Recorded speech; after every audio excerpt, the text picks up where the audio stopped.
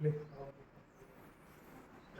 So for VLSI part B experiments where we are supposed to draw the layouts, we are supposed to use a software tool named as MicroWind 3. So any version of MicroWind can be used. So we have a MicroWind 3 crack version. So if I open this software, this is the default template which is shown here.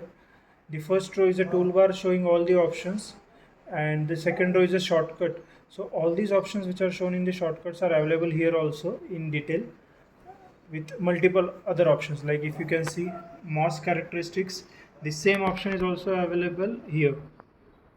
So shortcuts are also available which are most frequently used. So more frequently used options will be shown in the shortcuts, and other options which are rarely used, they will be available here. So you can go out one after another to check the options. Most important part of here is like these two options, open and save. This is the draw button. This is like a pencil, so where we can select this and we can draw.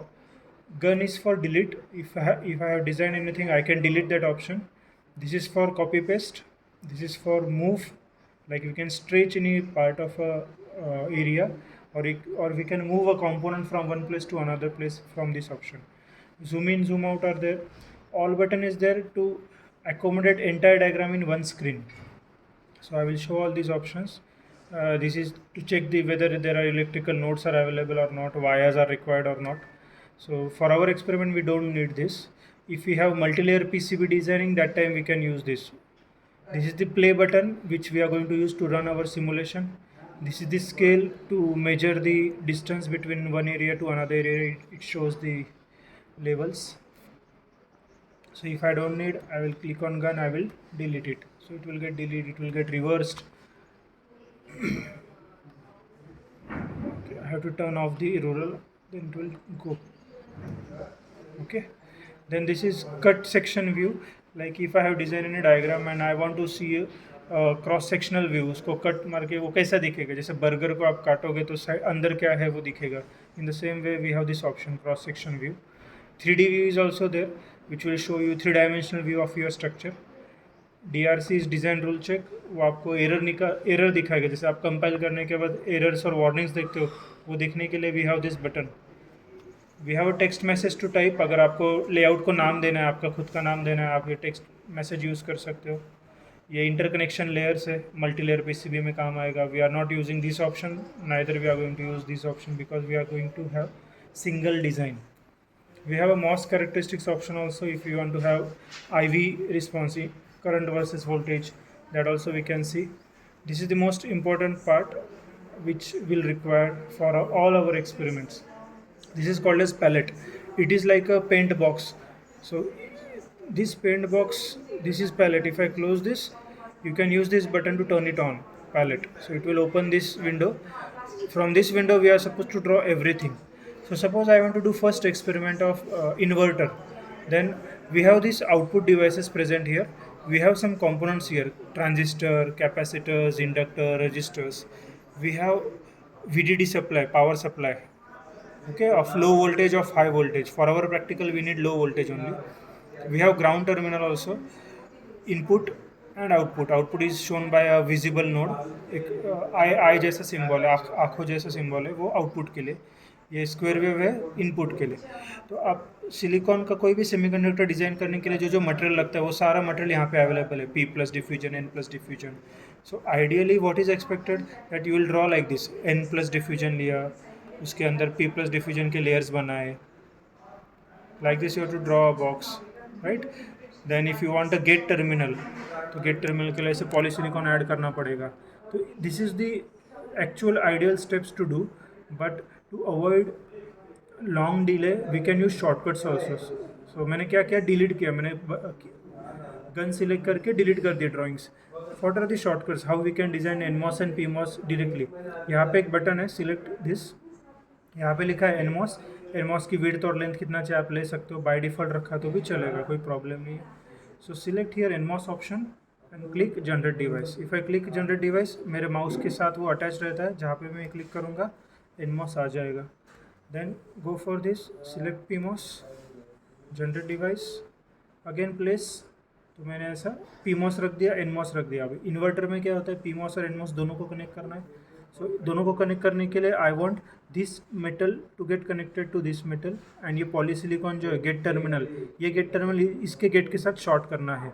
So for that reason मुझे यहाँ पे stretch and move option लेना पड़ेगा. यहाँ से मैं select करता हूँ इस ड्राइंग को, इसको मूव करता हूँ इसके लाइन में, एग्जैक्ट लाइन में, ताकि I can short them easily.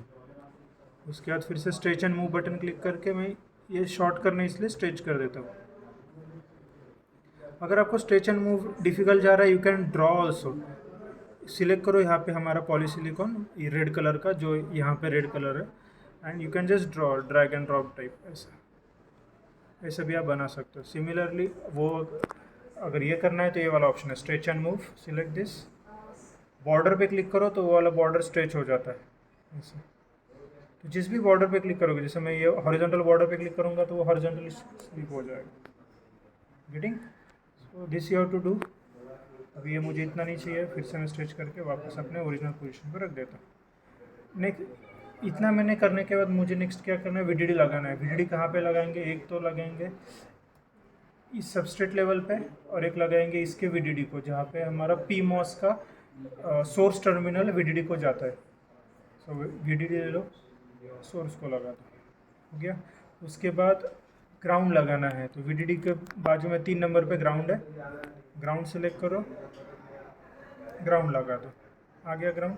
उसके बाद इनपुट ये क्लॉक सोर्स दिख रहा है, 4th टर्मिनल, तो click on this 4th terminal, input दे दो. इस पर क्लिक करते ही वो बोलेगा कि इनपुट जो देना है क्लॉक सिग्नल, वो कैसा देना है. आप सपोज नाम चेंज करना है, आप नाम दे दो. मैं नाम देता हूँ इनपुट 1 कर दो. कीवर्ड यूज़ मत करो, इनपुट 1 कर देता हूँ. आप उसका rise time, fall time, pulse width सब डिसाइड कर सकते हो, कितना स्लो चाहिए, फास्ट चाहिए. बस आप नाम दे दो फिलहाल के लिए. असाइन बोल दो. If you click on assign, यहाँ पे आपका इनपुट आ जाएगा इनपुट 1 नाम से. तो इनपुट आ गया. नेक्स्ट चाहिए मुझे आउटपुट के लिए आई का सिंबल है. Click on this I and place it at the output level. यहाँ पे क्लिक करते वो पूछ रहे आउटपुट को क्या नाम देना है, किस टाइप का आउटपुट चाहिए. तो बाय डिफ़ॉल्ट है वही आउटपुट रहने दो, and give a name. I am giving it as output 1 assign. तो यहाँ पे असाइन करने के बाद आउटपुट 1 आ गया. Just if I click on, पहले DRC चेक कर लेंगे कि कुछ एरर है क्या. हाँ, वो बोल रहा है ये विड्थ कम हो गई, this extra annual is less than 6 lambda. ये कम से कम 6 लैम्डा होना चाहिए था. तो मैंने वो छोटा बड़ा किया तभी वो छोटा हो गया, तो इसको थोड़ा सा बड़ा कर देता हूँ. Again I will check DRC. नहीं आया मतलब एवरीथिंग इज़ ओके. यहाँ पे there is one button of all. So if I click on all button, पूरा डायग्राम आ जाएगा. ओके. तो डिलीट का बताया था, ये कॉपी पेस्ट. कोई सपोज मुझे इन्वर्टर 2 बार बनाना है, मैं पूरा का पूरा डायग्राम सेलेक्ट कर लूँगा. अंडू एक बार ही होता है, कंट्रोल यू अंडू बटन है, सिर्फ एक बार ही रन होता है, पिछले वाला अंडू नहीं होगा. Click on this stretch and move, और फिर करना चाहिए था. ऐसा अगर किया तो वो पूरा का पूरा कॉपी पेस्ट मूव हो जाएगा जिधर चाहिए उधर. ठीक है. उसके बाद ऑल मैंने बता दिया, मिडल में आ जाएगा, प्ले से रन हो जाएगा. अभी रन ही करना है. रूलर बताया था, क्रॉस सेक्शनल व्यू और 3D व्यू भी देख सकते हो. तो इसको प्ले करेंगे तो 3D व्यू आ जाएगा. सो important for exam is click on this output, it will show you the waveform. So inverter है तो इन्वर्ट हुआ है कि देख लो.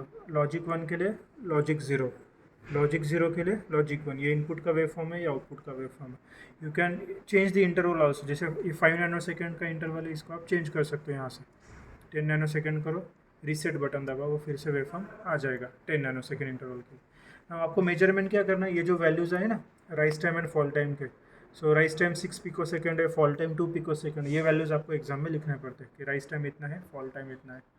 And it is asked in oral also, why rise time is more, why fall time is less. ये हमेशा rise time में ज़्यादा क्यों रहता है, क्योंकि चार्जिंग को ज़्यादा टाइम लगता है, डिस्चार्ज जल्दी हो जाता है. सो ऐसे रीजंस आपको पूछते हैं. This is suppose to be informed.